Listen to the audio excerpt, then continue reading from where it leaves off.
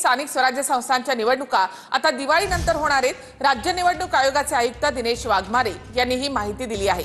स्थानिक स्वराज्य संस्थांच्या निवडणुकांसाठी व्हीव्हीपॅट मशीन देखील वापरलं जाणार नाही। स्थानिक स्वराज्य संस्थांच्या निवडणुकांसाठी दिवाळीनंतर म्हणजेच ऑक्टोबर अखेरीस प्रक्रिया सुरू होणार। स्थानिक स्वराज्य संस्थांच्या निवडणुकांमध्ये व्हीव्हीपॅट यंत्र वापरण्यात येणार नाहीत। 1 जुलै 2025 पर्यंतच्या मतदार यादीच्या आधारे निवडणूक घेण्यात येणार। कुठले मतदार समाविष्ट करायचे आणि कुठले डिलीट करायचे याचे अधिकारी निवडणूक आयोगाला नाहीत। प्रारूप प्रभाग रचना निश्चित झाल्यावर पुढील प्रक्रिया राबवली जाणार। मतदार यादी आणि प्रभाग रचनेवर काम सुरू आहे। ओबीसी आरक्षणासाठी लॉटरी पद्धत, SC/ST आरक्षण निश्चित असणार। ओबीसी आरक्षणासाठी सर्वोच्च न्यायालयाच्या निर्णयानुसार लॉटरी पद्धत अवलंबली जाणार। फर्स्ट इलेक्शन साधारणतः म्हणजे आता अजून डेट असंच आपण डिक्लेअर करत नाही, कारण की डेट डिक्लेअर केल्यानंतर मग सर्व इलेक्शन लागू झालं, आचारसंहिता वगैरे ते सर्व सुरू होतं। पण टेंटेटिव्हली आमचा प्रयत्न राहील की ऑक्टोबर एंडपासून दिवाळीनंतर हे सर्व इलेक्शन प्रक्रिया सुरू होईल। साधारणतः ट्रॅडिशनली राज्य निवडणूक आयोगाकडे व्हीव्हीपॅट वापरत नाही, कारण की त्याचे एक कारण हे आहे की व्हीव्हीपॅटला जो वेळ लागतो तो वेळ, कारण की 4 जर उमेदवार निवडून द्यायचे तर त्याच्यामध्ये प्रेस केल्यानंतर पुन्हा व्हीव्हीपॅटमध्ये जो वेळ जातो तर तो खूप मोठा आहे आणि त्याच्यामुळे आपल्याला जे क्यू आहे ते क्यू कंट्रोल करणं शक्य नाही आहे। आणि आपल्याकडे व्हीव्हीपॅट आपल्याकडे उपलब्धच नाही, किंबहुना पूर्ण देशामध्ये कुठल्याच स्टेट इलेक्शन कमिशन हे व्हीव्हीपॅट वापरत नाही। मनसेसोबतच्या युतीचा निर्णय पक्ष घेईल असं उद्धव ठाकरेंनी म्हटलेलं आहे। तुम्ही सगळ्या जागांसाठी तयारीला लागा अशा सूचना उद्धव ठाकरे यांनी आपल्या पदाधिकाऱ्यांना दिल्या आहेत। मुंबईसह MMR रिजनमधील पदाधिकाऱ्यांच्या बैठकीत उद्धव ठाकरे यांनी हे वक्तव्य केलं। नवीन प्रभाग रचनेनुसार तयारीला लागण्याच्या सूचना देखील त्यांनी आपल्या पदाधिकाऱ्यांना केल्या आहेत। मनसेसोबतच्या युतीचा निर्णय पक्ष घेईल उद्धव ठाकरे। मनसेसोबत युती करायची की नाही याचा निर्णय पक्ष घेईल। तुम्ही सगळ्या जागांसाठी तयारीला लागा, उद्धव ठाकरेंच्या सूचना। उद्धव ठाकरेंच्या MMR रिजनमधील पालिका निवडणुकांच्या अनुषंगाने आढावा घेताना उद्धव ठाकरेंच्या पदाधिकाऱ्यांना सूचना। जिल्हा प्रमुख आणि प्रमुख पदाधिकाऱ्यांना उद्धव ठाकरेंनी वैयक्तिक मार्गदर्शन केलं। उद्धव ठाकरेंनी जिल्हा प्रमुख आणि पदाधिकाऱ्यांसोबत ठाणे, कल्याण डोंबिवली, मीरा भाईंदर, नवी मुंबई, उल्हासनगर, भिवंडी, वसई विरार या 7 पालिका निवडणुकांच्या तयारीचा आढावा घेतला। जिथे जिथे गटप्रमुखांच्या नेमणुका झालेल्या नाही तिथे गटप्रमुखांच्या नेमणुका करा, उद्धव ठाकरेंच्या बैठकीत सूचना। संघटनात्मक तयारी पालिकेच्या निवडणुकांच्या दृष्टिकोनातून करा, या प्रामुख्याने सूचना उद्धव ठाकरेंनी बैठकीत केल्या। कोर्टाच्या निर्णयानुसार नवीन प्रभाग रचनेनुसार ज्या निवडणुका होणार आहेत त्यावर विशेष लक्ष ठेवा। ज्या गोष्टी घडत आहेत त्याकडे काळजीपूर्वक लक्ष ठेवा। मुंबई बाहेरील 7 पालिका निवडणुकांच्या अनुषंगाने उद्धव ठाकरे यांनी आढावा घेऊन विशेष सूचना नेते आणि पदाधिकाऱ्यांना केल्या। उद्धव ठाकरे आणि माननीय राज ठाकरे हे एकत्र आल्यामुळे मुंबई, ठाणे, कल्याण डोंबिवली, नवी मुंबई, पुणे, नाशिक सह संभाजीनगर अशा अनेक महानगरपालिकांमध्ये आम्ही नक्कीच बहुमत प्राप्त करू, हा आत्मविश्वास आमच्या कार्यकर्त्यांना नक्की आलेला आहे। एकत्र लढणार आहेत का स्थानिक स्वराज्य संस्थांच्या निवडणुकी? दोन्ही ठाकरेच मिळून बघा, ह्याच्यावरती आता दोन्ही ठाकरे येऊन चर्चा करतात। बघा, कुठला प्रश्न आहे? उपमुख्यमंत्री एकनाथ शिंदे आज रात्री दिल्लीला जाणार असून उद्या दुपारपर्यंत शिंदे दिल्लीमध्ये पोहोचतील। एकाच आठवड्यामध्ये शिंदेंचा दुसऱ्यांदा हा दिल्ली दौरा आहे, त्यामुळे राजकीय वर्तुळामध्ये चर्चा सुरू झाली आहे। तर उद्धव ठाकरे उद्याच दिल्लीमध्ये जात असताना शिंदेंच्या दौऱ्याची देखील आता चर्चा आहे।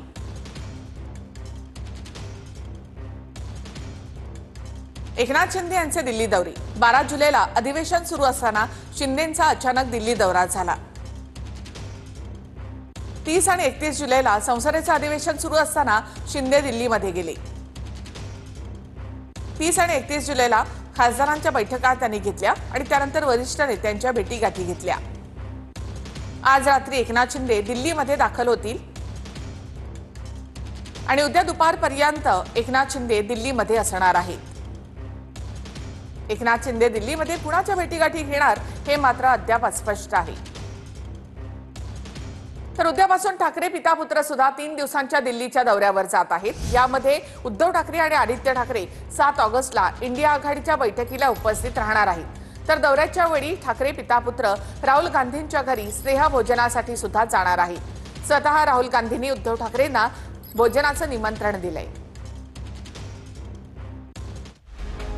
6 ऑगस्टला दुपारी 2 वाजता उद्धव ठाकरे दिल्ली विमानतळावर दाखल होतील. दुपारी 3 वाजता ठाकरे संजय राऊतांच्या दिल्लीतल्या निवासस्थानी दाखल होतील. संध्याकाळी शरद पवारांची त्यांच्या दिल्लीतल्या निवासस्थानी भेट घेतील. रात्री उशिरा पक्षाच्या सर्व खासदारांसोबत ठाकरेंची संजय राऊतांच्या निवासस्थानी बैठक होणार आहे. 7 ऑगस्टला सकाळी 10 वाजता खासदार संजय राऊतांच्या निवासस्थानी पत्रकार परिषद असेल. सकाळी 11 वाजता ठाकरे संसदेतील पक्ष कार्यालयाला भेट देतील. त्यानंतर काही नेत्यांच्या भेटीगाठी घेतील. उद्धव ठाकरे दुपारी काही राजकीय भेटीगाठी देखील घेणार आहेत. सायंकाळी 7 वाजता ठाकरे राहुल गांधींनी आयोजित केलेल्या डिनरला आणि इंडिया आघाडीच्या बैठकीलाही उपस्थित राहतील. 8 ऑगस्टला उद्धव ठाकरे दुपारनंतर मुंबईकडे रवाना होतील. नागपुरात येस बँकेकडून झालेल्या फसवणुकीच्या विरोधामध्ये मनसेनं आंदोलन केलं. येस बँकेकडनं ग्राहकांची फसवणूक झाल्याचा मनसेचा आरोप आहे. मनसेचे शहर अध्यक्ष चंदू लाडे यांच्या नेतृत्वामध्ये मनसेनं हे आंदोलन केलं.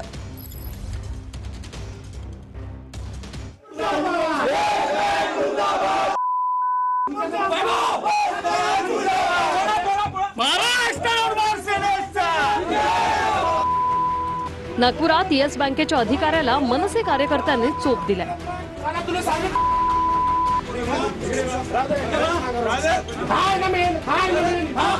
नागपूरच्या येस बँकवर फसवणुकीचा आरोप करत मनसे आक्रमक झाली.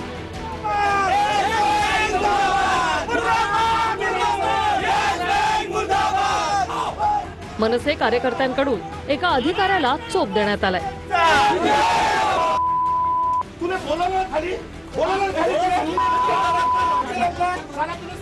एका शेतकऱ्याची फसवणूक केल्याचा येस बँकेच्या नागपूर शाखेवर आरोप करण्यात आलाय. शेतकऱ्याची जेसीबी ताब्यात घेऊन तातडीने लिलाव करण्यात आला. त्यामुळे शेतकऱ्याची मोठी फसवणूक झाल्याचा आरोप मनसेकडून करण्यात आला. मनसे कार्यकर्ते येस बँकेत शिरले. त्यांनी अधिकाऱ्याला जाब विचारला. यानंतर अधिकाऱ्याला मारहाण करण्यात आली.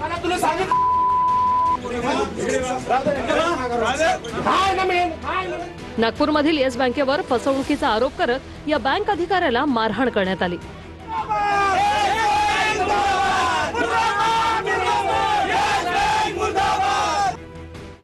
तर नांदणीच्या महादेवी हत्तीणीला आणण्यासंदर्भात आता फडणवीस स्वतः मध्यस्थी करणार आहेत. राज्य सरकार पूर्ण ताकदीनं नांदणी मठासोबत असल्याचं मुख्यमंत्री फडणवीसांनी म्हटलंय.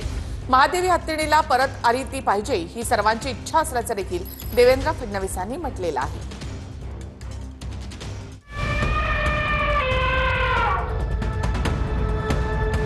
महादेवी हत्तीणीला आणण्यासंदर्भात मुख्यमंत्री फडणवीस मध्यस्थी करणार आहेत. दरम्यान मुख्यमंत्री फडणवीसांच्या अध्यक्षतेखाली या विषयावर उच्चस्तरीय बैठक घेण्यात आली. या बैठकीत महादेवी हत्तीणीला परत आणण्यासाठी राज्य सरकारकडून प्रयत्न केले जाणार असल्याचं ठरलंय. बैठकीत नांदणी मठाचे विश्वस्त स्वस्तिश्री जिनसेन भट्टारक पट्टाचार्य महास्वामी यांनी महादेवीबाबतची माहिती सांगितली. 34 वर्षांपासून महादेवी हत्तीण नांदणी मठात आहे. ही हत्तीण परत आली पाहिजे ही आपल्या सर्वांचीच इच्छा आहे. नांदणी मठातील महादेवी उर्फ माधुरी हत्तीणीला गुजरातच्या वनतारामधून परत आणण्याच्या मागणीनं कोल्हापूरमधून जोर धरला. 34 वर्षांपासून माधुरी हत्तीण नांदणी मठात. हत्तीण परत आली पाहिजे ही आपल्या सर्वांची इच्छा. नांदणी मठानं एक याचिका दाखल करावी. सोबतच राज्य सरकार सुद्धा एक याचिका दाखल करेल. हत्तीणीची निगा राखण्यासाठी डॉक्टरांसह राज्य सरकार एक टीम तयार करेल. हत्तीणीची निगा राखण्यासाठी राज्य सरकार आवश्यक ती सर्व मदत करेल. रेस्क्यू सेंटर, आहार याबाबतीत देखील सरकार आपल्या याचिकेत कोर्टाला आश्वस्त करेल. राज्य सरकार पूर्ण ताकदीनं नांदणी मठाच्या सोबत असल्याचं मुख्यमंत्री फडणवीसांचं आश्वासन. महादेवी हत्तीण परत आणण्यासाठी ज्या कायदेशीर बाबी आहेत त्या पूर्ण करण्यासाठी शासन संपूर्ण मदत करणार आहे.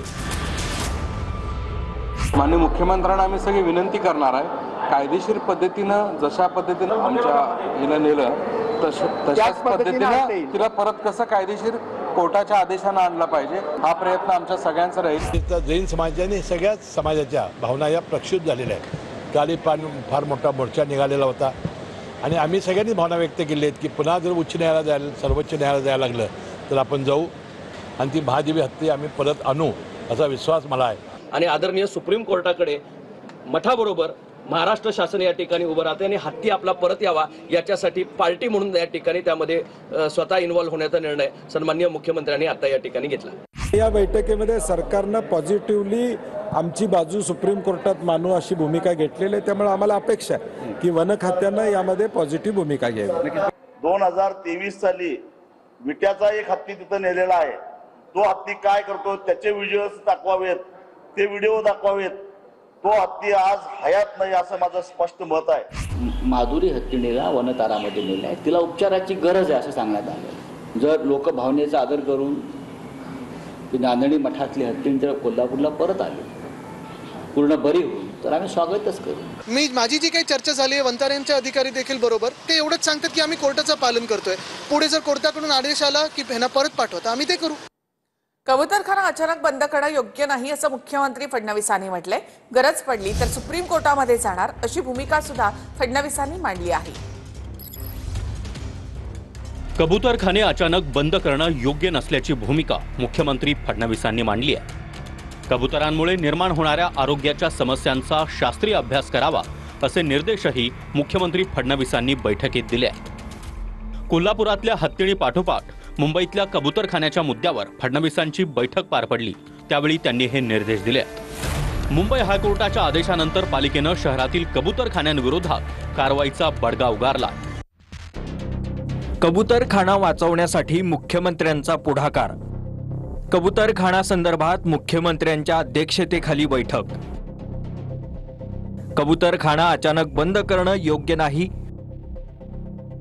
कोणत्या वेळेत फीडिंग व्हावं यासाठी नियम तयार करण्यात येईल. कबुतराची विष्ठा साफ करण्याचं तंत्र आहे त्याचाही विचार करा. आरोग्याच्या समस्यांचा शास्त्रीय अभ्यास करावा.